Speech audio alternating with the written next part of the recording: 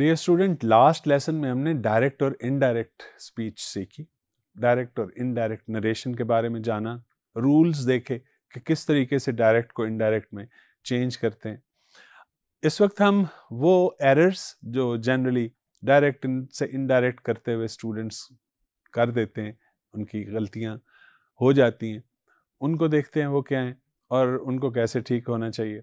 फिर उसके अलावा कुछ सेंटेंसेस प्रैक्टिस क्योंकि नहीं हो सकी आपकी, तो इसमें हम प्रैक्टिस भी करेंगे, डायरेक्ट से इनडायरेक्ट स्पीच के अंदर कुछ सेंटेंसेस को कन्वर्ट करेंगे ताकि आप कंफर्टेबल हो जाएं, आपको अबूर हासिल हो जाए डायरेक्ट और इनडायरेक्ट स्पीच में। लीजिए कुछ सेंटेंसेस आपके सामने, आप देखिए कि उन सेंटेंसेस में आपको कोई गलती नजर आती है। Have a look at those sentences. पहला सेंटेंस है I bought yesterday a new suit. I bought yesterday a new suit. दूसरा सेंटेंस है Please finish quickly the report. Please finish quickly the report. This is also incorrect. और तीसरा sentence है I'll put on the table the dishes. I'll put on the table the dishes. अब हमने transitive और intransitive verb जरा recall कीजिए, ये किए थे। रिकॉल कीजिए कि हमने ट्रांजिटिव और इनट्रांजिटिव वर्ब में आपको बताया था कि ट्रांजिटिव वर्ब वो है जिसके बाद ऑब्जेक्ट आता है, जिसके बाद ऑब्जेक्ट आता है, फौरन बाद उसका ऑब्जेक्ट आता है। ऑब्जेक्ट क्या होता है? वो चीज जिसके ऊपर वर्ब, अगर वो एक्शन वर्ब है, डेफिनेटली एक्शन वर्ब होगा तभी उसका ऑब्जेक्ट होगा, यानी कोई अमल होगा। तो वो अमल किसके ऊपर हो रहा है? उर्दू में उसे मफूल कहते हैं।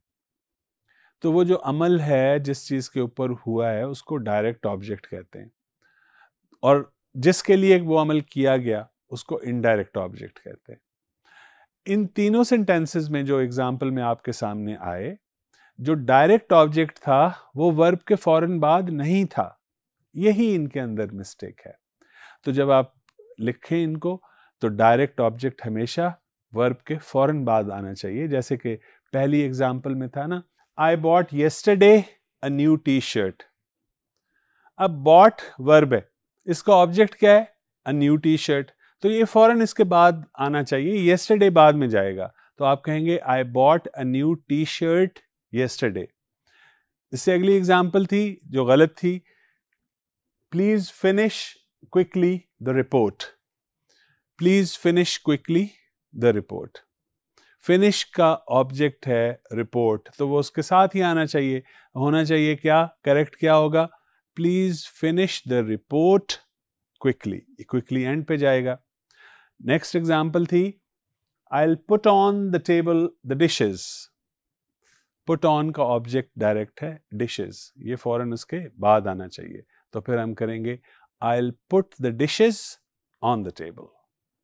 Dear students, डायरेक्ट ऑब्जेक्ट हमेशा वर्ब के फौरन बाद आता है।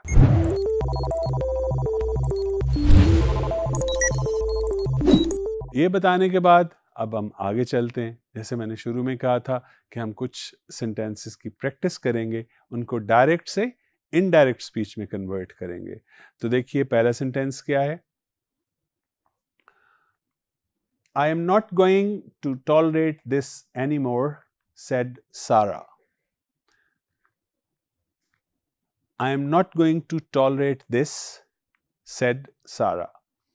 ये भी एक तरीका है, यानी रिपोर्टेड पार्ट इन्वर्टेड कॉमर्स वाला पहले है, फिर कॉमा है, और फिर रिपोर्टिंग पार्ट के किसने कहा?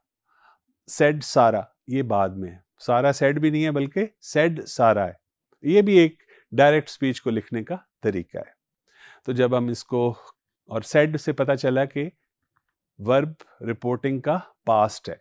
जब वर्ब रिपोर्टिंग का पास्ट है तो याद कीजिए असूल, जो रिपोर्टिंग का वर्ब पास्ट हो तो फिर रिपोर्टेड के अंदर जो वर्ब है वो डेफिनेटली पास्ट में चला जाएगा। और यहाँ पे रिपोर्टेड पार्ट के अंदर कौन सा वर्ब है? I am not going to tolerate. Am not going to tolerate, present continuous. तो हम इसको पास्ट कॉन्टिन्यूअस में करेंगे। इसको अब हम इनडायरेक्ट में चेंज करेंगे। जब इनडायरेक्ट में चेंज करेंगे तो जो रिपोर्टिंग पार्ट है वो शुरू में आ जाएगा। सेड सारा जो है वो चेंज हो जाएगा सारा सेड में।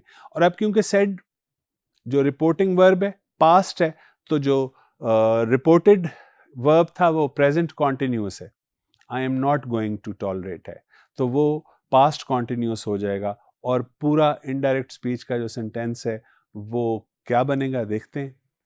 सारा said she was not going to tolerate this anymore. Sarah said that she was not going to tolerate this anymore. ये उसकी indirect speech होगी।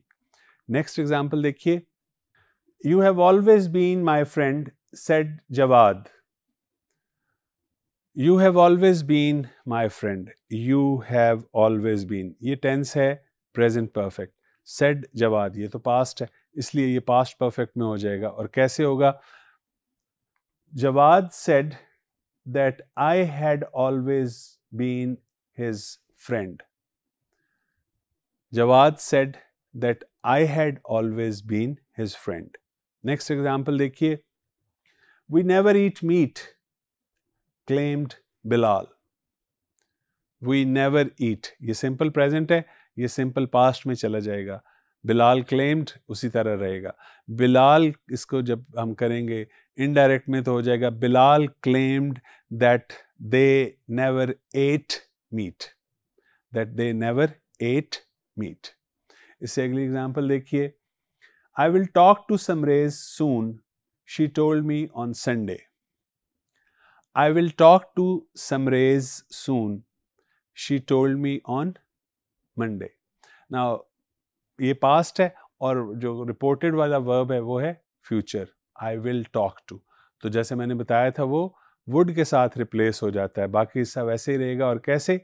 Look at the example, she told me on Sunday that she would talk to Samrez soon. Will talk किस में change हो गया? Would talk में। कुछ ही sentences थे, ज़्यादा सेंटेंसेस आप देख लीजिए, नेट पे जाया कीजिए, मज़ीद प्रैक्टिस भी आप कर सकते हैं। और नोट करना ज़रूर याद रखिए हमेशा की तरह, और इन्जॉय कीजिए अपनी स्टडीज़ को।